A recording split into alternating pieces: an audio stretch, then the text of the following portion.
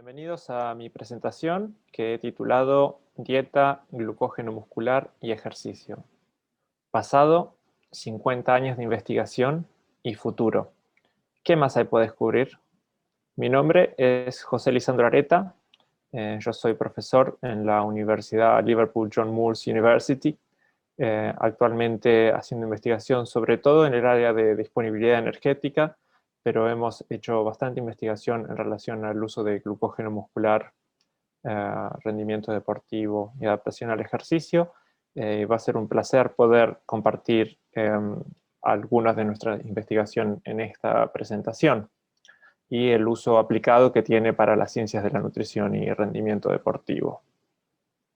Antes que nada, le quiero agradecer al grupo CEAN por invitarme a presentar en el Congreso y espero que encuentren la presentación útil todos ustedes.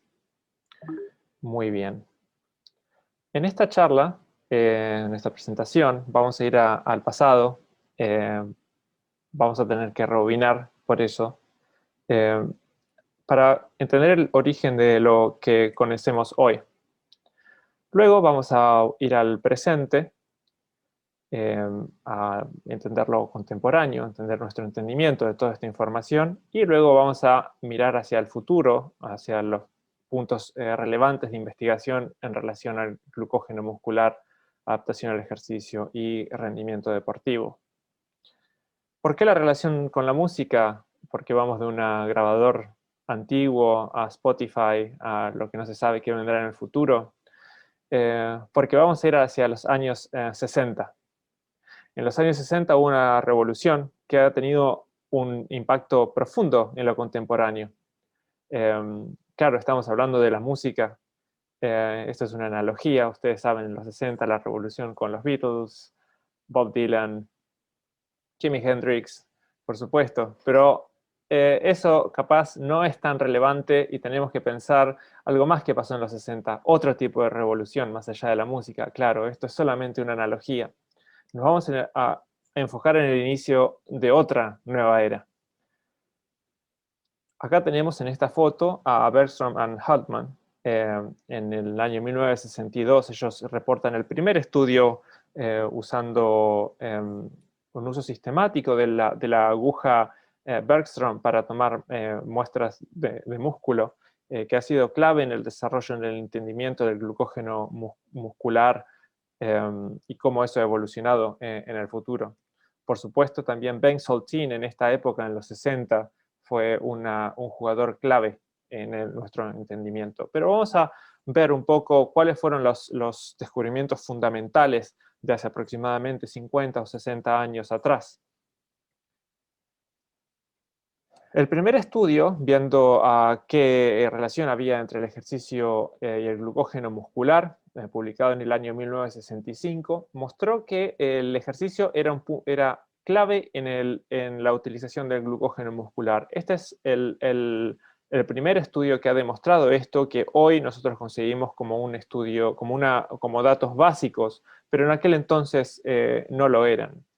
Este estudio fue antecesor a otro estudio que lo podríamos tranquilamente llamar como el nacimiento de la nutrición deportiva, gracias a este estudio publicado en el Acta Fisiológica Escandinávica en el año 1967.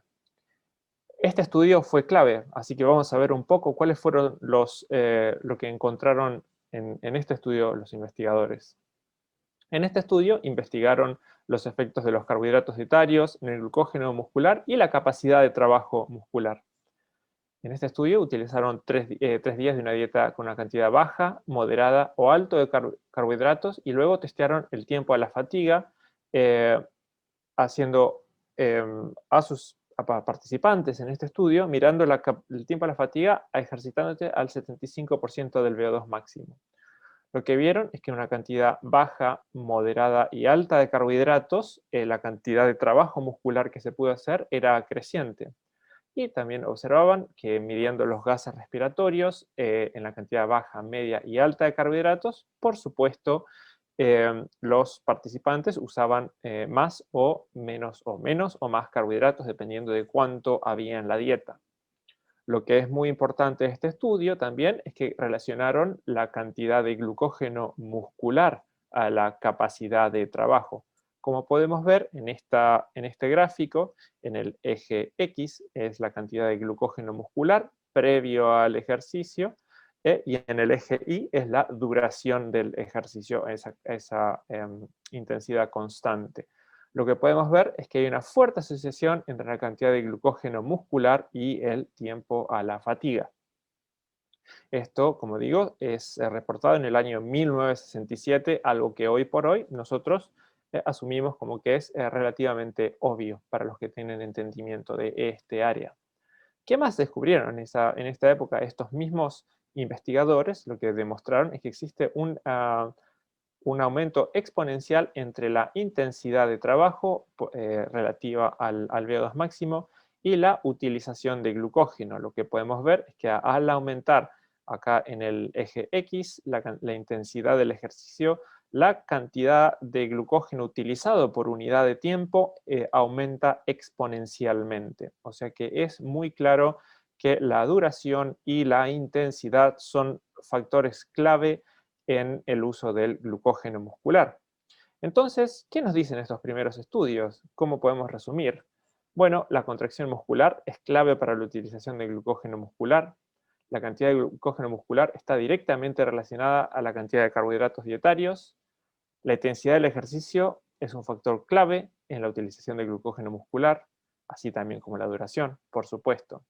Pero luego de 50 años de investigación y que han iniciado estas primeras investigaciones, realmente no han definido cuáles eran valores normales y cuáles eran los otros parámetros clave en la utilización de glucógeno muscular.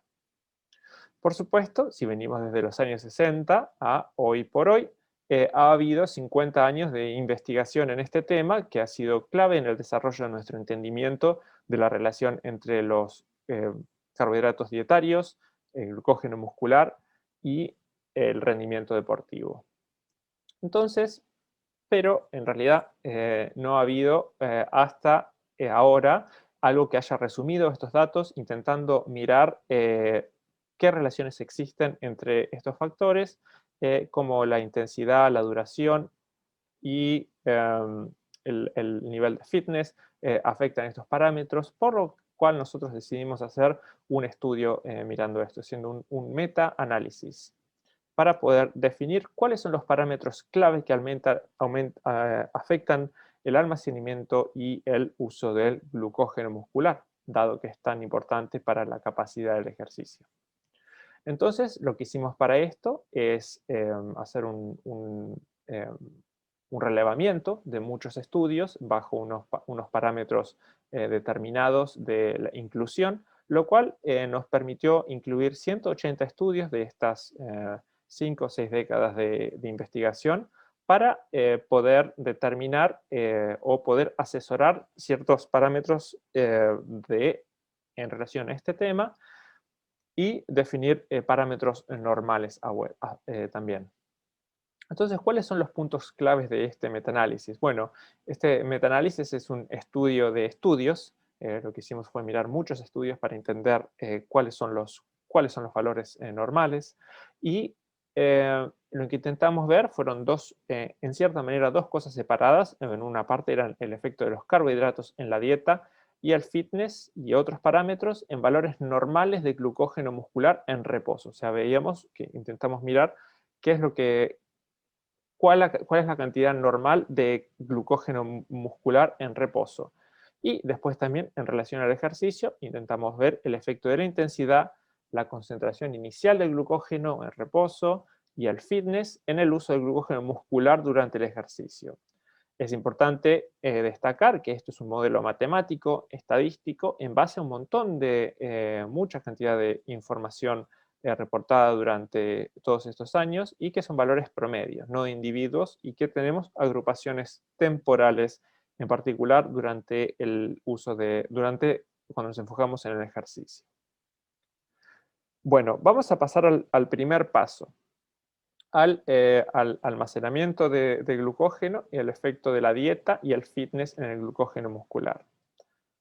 uno de los principales valores normales que determinamos en este estudio fue que el glucógeno muscular, que lo vamos a reportar en concentración de milimoles por kilogramo de masa magra, independientemente del nivel de fitness o demás, el valor es de 484 milimoles por kilo de masa magra. Eso es lo que uno definiría como un valor normal independiente de la población.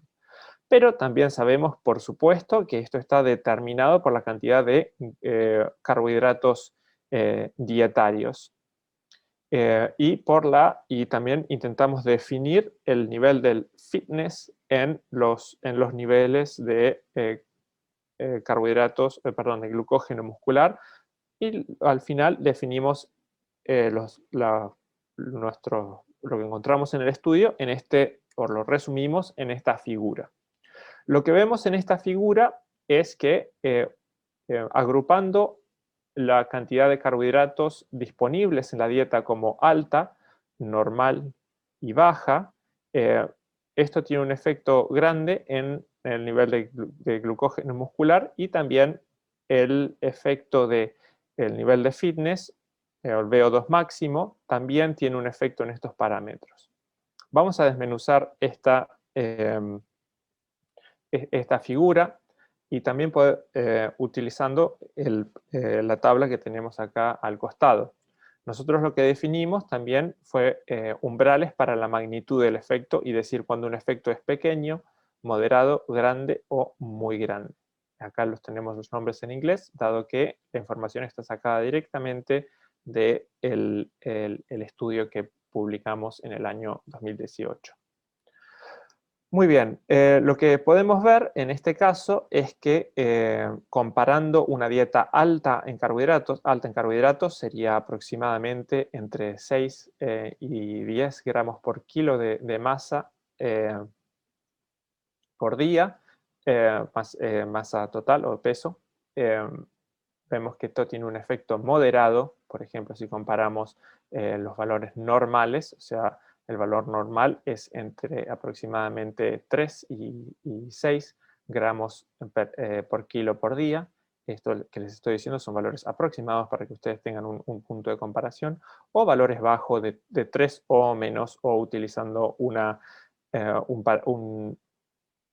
protocolo para deplecionar el glucógeno muscular. Ahora bien, si comparamos una dieta alta versus una dieta normal, hay un efecto moderado, como se puede ver, entre la cantidad de glucógeno, pero una dieta alta con una dieta baja de carbohidratos hay un efecto muy grande en la cantidad de glucógeno muscular, como sería de esperar. ¿Qué hay nuevo acá? Es que pudimos definir exactamente cuáles son los valores normales. Y no solamente eso, sino que viendo que muy claramente hay una relación fuerte entre la relación del fitness y la cantidad de glucógeno almacenada, particularmente con las cantidades altas de carbohidratos. De este análisis es muy claro que cuando individuos tienen una dieta alta de carbohidratos, van a tener más glucógeno muscular cuanto mayor el nivel de fitness. Ahora, muy bien, también lo que pudimos definir es que hay, de este metaanálisis, hay una diferencia pequeña entre hombres y mujeres y que aparentemente hay una diferencia también pequeña entre distintos músculos. En general, el músculo que se usa para estos estudios es el cuádriceps del vasto lateral. Muy bien, espero que quede claro de este análisis que la cantidad de glucógeno en la dieta interactúan con, o al menos en lo que se encuentra en los individuos en reposo, con el nivel de fitness para que los individuos con nivel de fitness más alto tengan mayores cantidades de glucógeno muscular.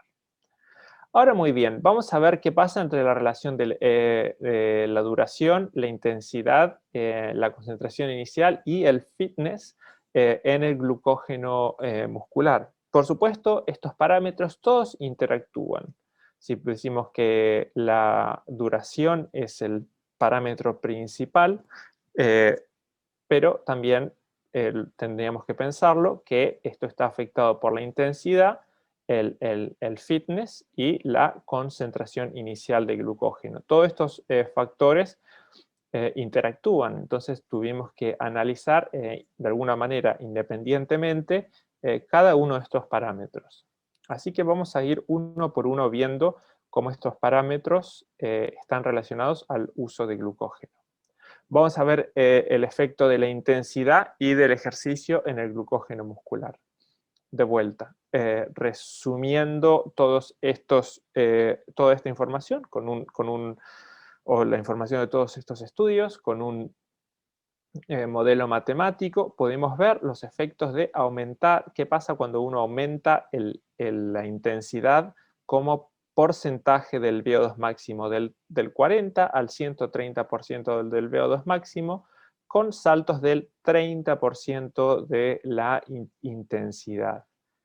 O sea, del 40 al 70, del 70 al 100 y del 100 al 130.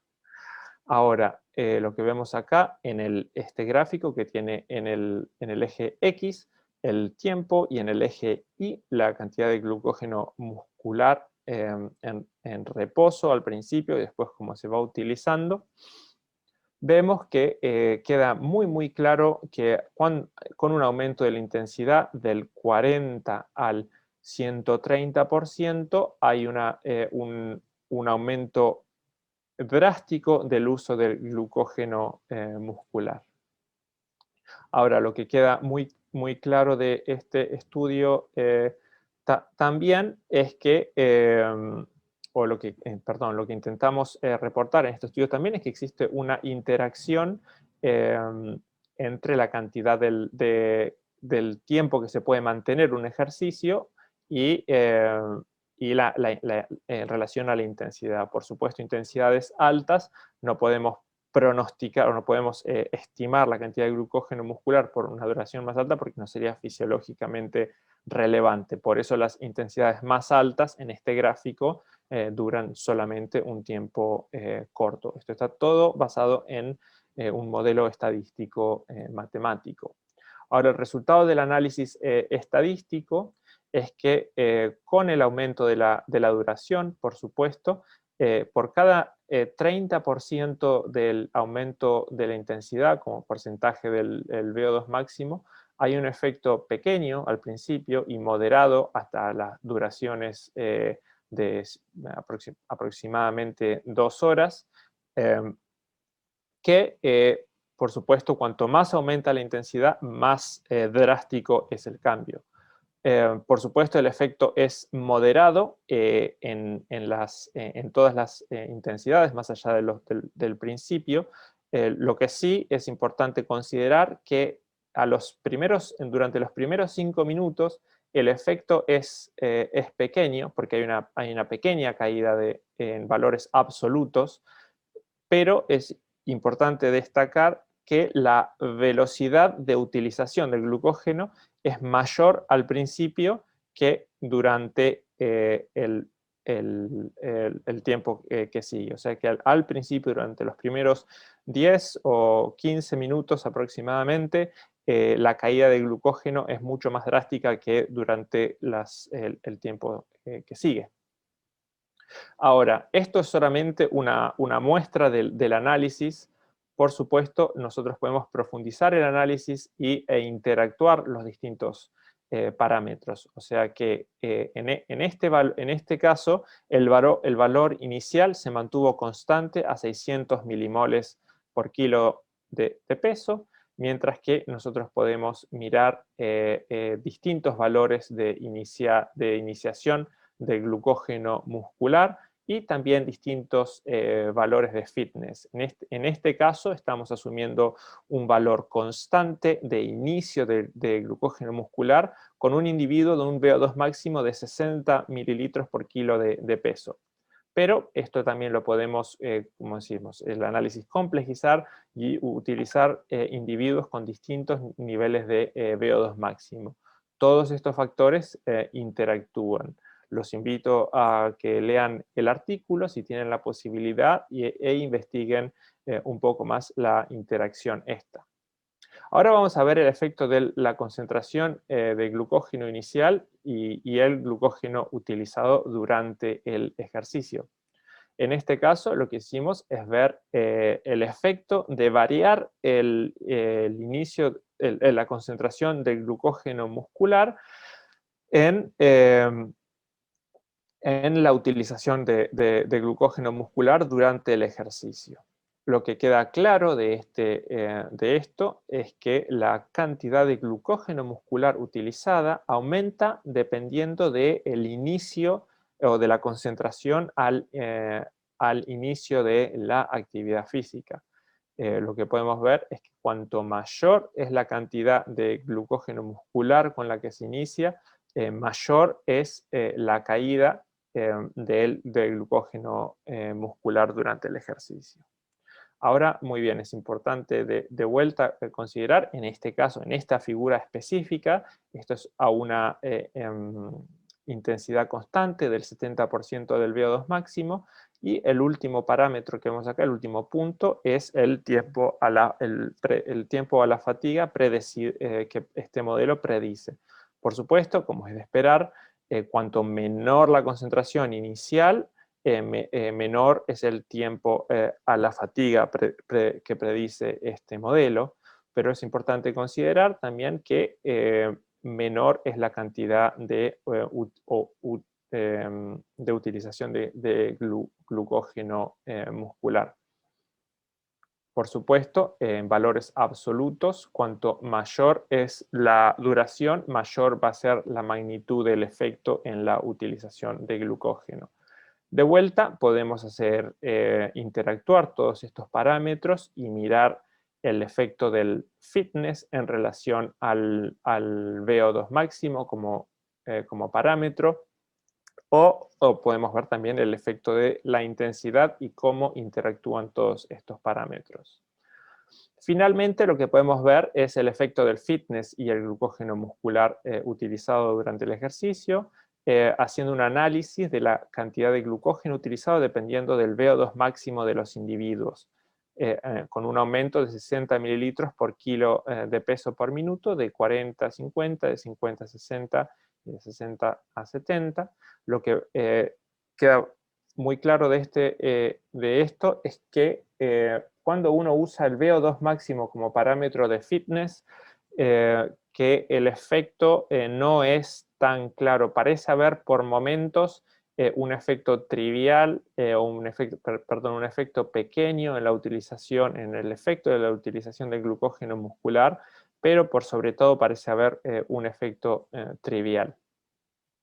Es importante, de vuelta, considerar que esto no parece, o cómo interactúan estos parámetros,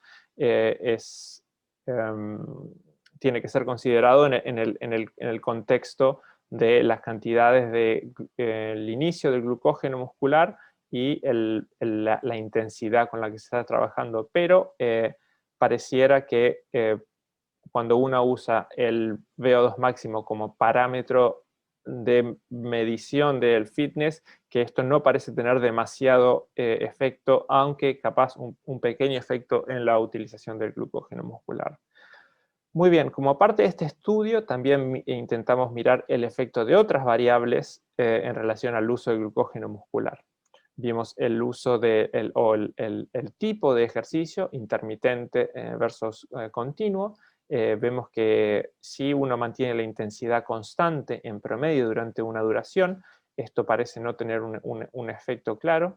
Y muy interesante que también encontramos que el uso de suplementación de carbohidratos, o sea, la ingesta de carbohidratos durante el ejercicio, no tuvo ningún efecto en las reservas de glucógeno muscular. O sea que la ingesta en este metaanálisis, la ingesta de carbohidratos no mostró tener ningún efecto en el glucógeno durante el ejercicio.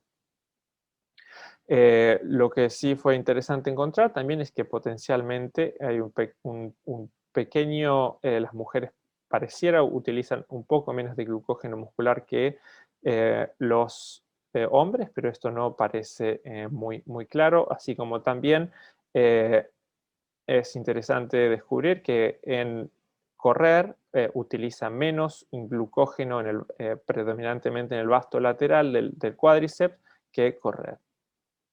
Ahora muy bien, ¿cuáles son las conclusiones de este estudio? Pudimos definir valores normales de glucógeno muscular en reposo, gracias a que hemos resumido muchos años de investigación en este tema. El aumento de carbohidratos dietarios tiene un efecto claro en el aumento del glucógeno muscular. No solamente definimos valores normales de los estudios también, pero también es muy claro que el aumento es mayor si el nivel de fitness es más alto. Ahora, en el uso del glucógeno muscular, queda muy claro que la intensidad es más importante que el glucógeno inicial y esto es más importante que el nivel de fitness. El ejercicio intermitente no parece ser distinto al ejercicio continuo, considerando que la intensidad promedio sea la misma durante el periodo de tiempo considerado. La suplementación con carbohidratos no ahorra glucógeno, pero aún tenemos que intentar desarrollar estos modelos para lograr predicciones individuales. Es importante considerar que esto nos da información sobre estudios. Y esto nos va capaz a informar sobre parámetros óptimos para las predicciones individuales. Muy bien, vamos de la actualidad en Spotify a lo que no sabemos qué será en el futuro. Por lo que vemos, aún no podemos predecir valores individuales en el uso de glucógeno muscular, pero ¿qué más hay por descubrir? Acá en esta sección yo quiero llamar su atención a ciertos temas que pienso que por ahí tienen más futuro en relación al uso del glucógeno y rendimiento deportivo y adaptación al ejercicio. Para eso vamos a mirar solamente por un límite de tiempo, nada más, 4 temas. Uno es el glucógeno muscular y aumento de la adaptación al ejercicio, el glucógeno muscular en mujeres, supercompensación y rendimiento deportivo, y el tema de la localización subcelular de glucógeno. Estos son temas que actualmente se están desarrollando y yo pienso que en el futuro van a seguir informando cómo trabajamos en relación a cómo entendemos en relación al glucógeno muscular, nutrición y capacidad para actividad física. Entonces nosotros estuvimos hablando hasta ahora del glucógeno muscular como fuente de energía para poder mantener un tiempo prolongado de actividad física. Pero alrededor del año 2000, año 2004, este fue también un estudio clave en nuestro entendimiento del glucógeno muscular en la capacidad de adaptar a la actividad física, y en este estudio lo que vieron es que cuando tenían individuos entrenando durante 10 semanas 2 veces al día, cada 2 días o una vez todos los días, los individuos que entrenaban 2 veces al día con la segunda sesión con baja cantidad de glucógeno muscular veían un aumento marcado en el tiempo a la fatiga, a una intensidad alta, comparado con los individuos que entrenaron la misma cantidad, pero a diario en vez de 2 veces cada 2 días. Veían que el aumento del rendimiento entrenando 2 veces por día, cada 2 días, ha sido drástica en la capacidad de sostener ese tiempo a la fatiga de 5 a 20 minutos con ese entrenamiento, comparado con el otro entrenamiento que era a diario, una vez, de 5,6 a aproximadamente 12 minutos en el aumento de la capacidad durante estas 10 semanas. O sea que el aumento de la capacidad fue notorio para aquellos que entrenaban con bajo glucógeno muscular. Durante los últimos 15 años aproximadamente, este tema ha sido foco de mucha investigación y se han determinado que hay ciertos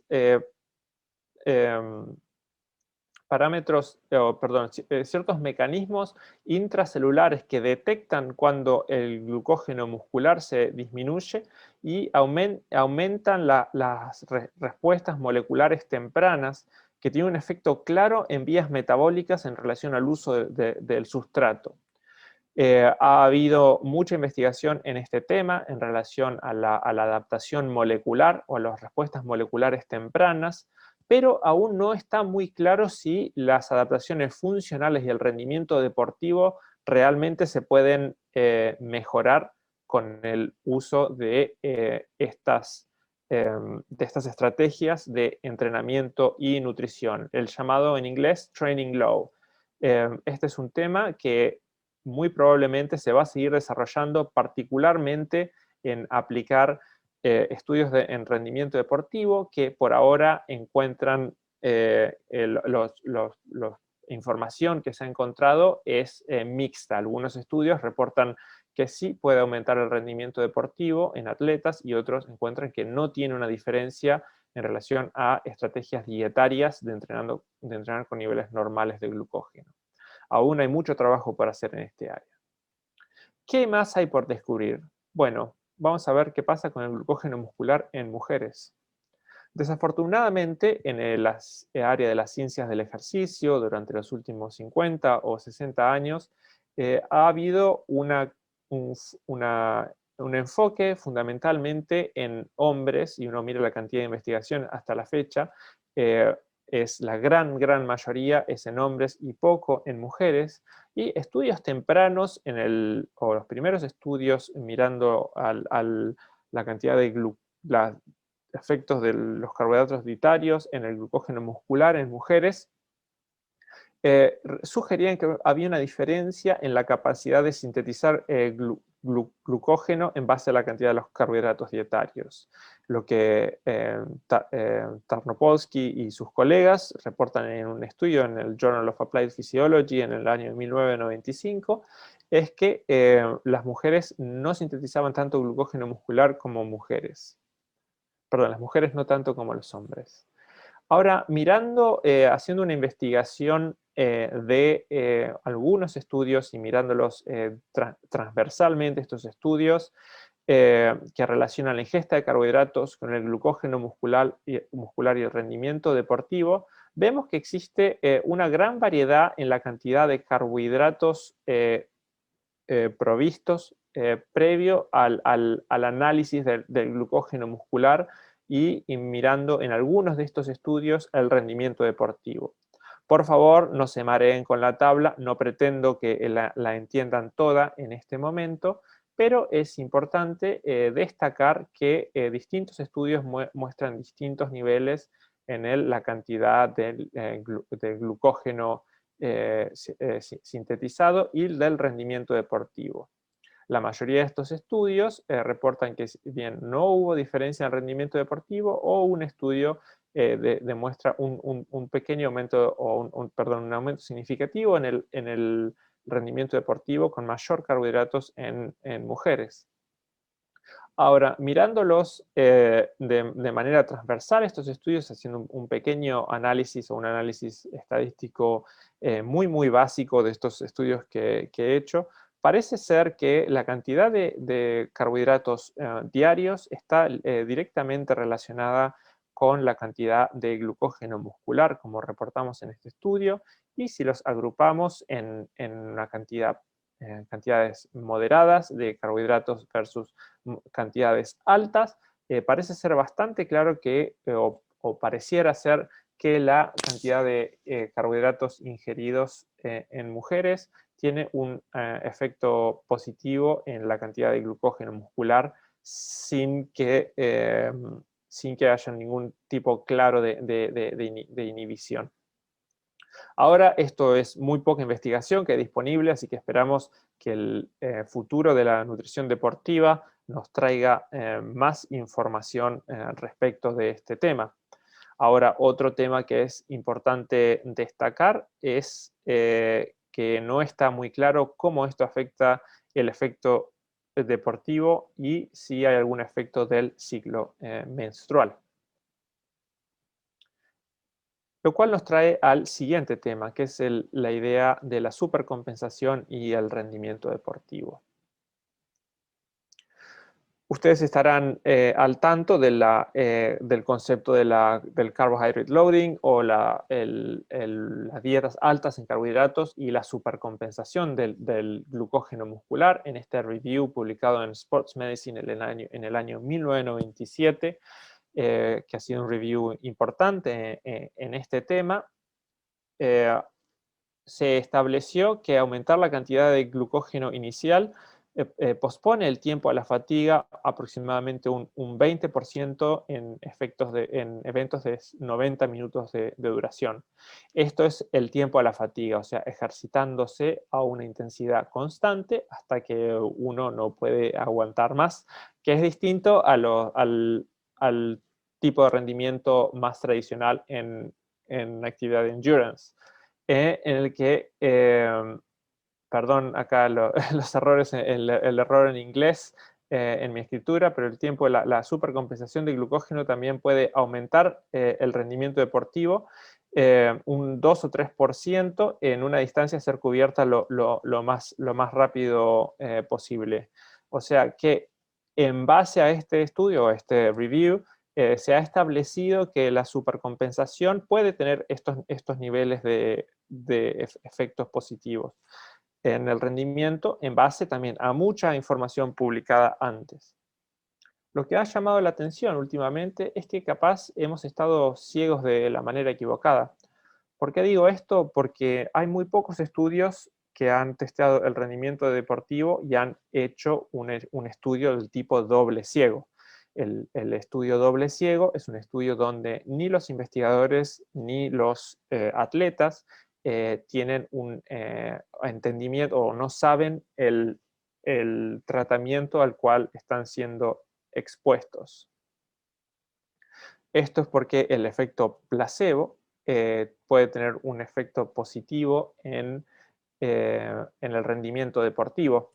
Es interesante descubrir que dos estudios que han asesorado el uso de hacer estudios doble ciego donde ni los investigadores ni los atletas saben que están siendo expuestos a dietas altas en carbohidratos, muestran que no han tenido un efecto positivo en el rendimiento deportivo.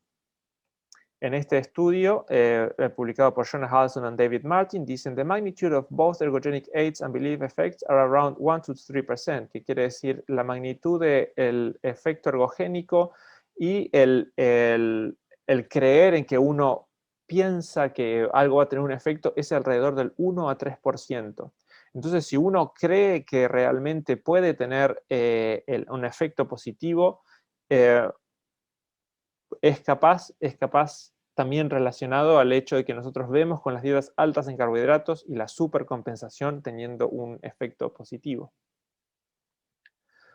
Capaz puede ser también que al aumentar la cantidad de glucógeno muscular o la cantidad de carbohidratos dietarios, esto aumenta el glucógeno muscular y esto a su vez aumenta la utilización de glucógeno, como demostramos recién, un aumento en la utilización de un aumento en la cantidad de glucógeno muscular, también al inicio también aumenta la cantidad que se utiliza, así que no está claro si de alguna manera o cuánto esto puede aumentar el rendimiento deportivo en un test de performance en el mundo real sin que los individuos estén afectados por el creer que van a tener un efecto positivo. Así que pienso yo que va a ser importante en el futuro desarrollar temas de investigación donde asesoran este tema. Acá debo resaltar también el hecho de que yo pienso que ante la duda es importante seguir con las prácticas de aumentar la cantidad de carbohidratos dietarios previo a una performance, ya que estos no muestran tener un efecto negativo y eso es muy importante también. Hasta que logremos definir más claramente cuál es el resultado de estas investigaciones, yo pienso que continuar con las prácticas actuales parece ser lo más adecuado por el momento. Ahora vamos a ver el último tema que yo pienso que tiene mucho futuro en el área de investigación en relación al glucógeno muscular, adaptación y rendimiento deportivo, que es la localización subcelular de glucógeno. Nosotros habitualmente consideramos al glucógeno muscular como esta molécula que está adentro del músculo, sin importar a dónde está, como si fuera una bolsa donde el glucógeno anda flotando. Pero es importante considerar también que el glucógeno tiene distintas localizaciones adentro del músculo. Desde el año aproximadamente 2010-2011 es el uso de distintas pools de glucógeno subcelular ha atraído atención de los investigadores, que ha sido analizado con el uso de microscopía de electrones de transmisión, o TEM, por sus siglas en inglés, Transmission Electron Microscopy. Y acá lo que vemos son cortes muy pequeños, muy finitos de músculo humano, donde el glucógeno se ve como estos puntos negros. Y acá vemos, esto es el sarcolema, la membrana del músculo. Esto es el glucógeno que está por debajo del sarcolema, estos son mitocondrias. Y esto es otra parte del músculo donde vemos la parte miofibrilar del músculo, la banda Z, por ejemplo, la banda M, y vemos que el glucógeno muscular se ubica en distintos lugares. Entonces, estos investigadores han determinado tres áreas distintas de ubicación del glucógeno muscular, que son el glucógeno en el subsarcolema, el glucógeno intramiofibrilar, adentro de la parte miofibrilar, y el intermiofibrilar.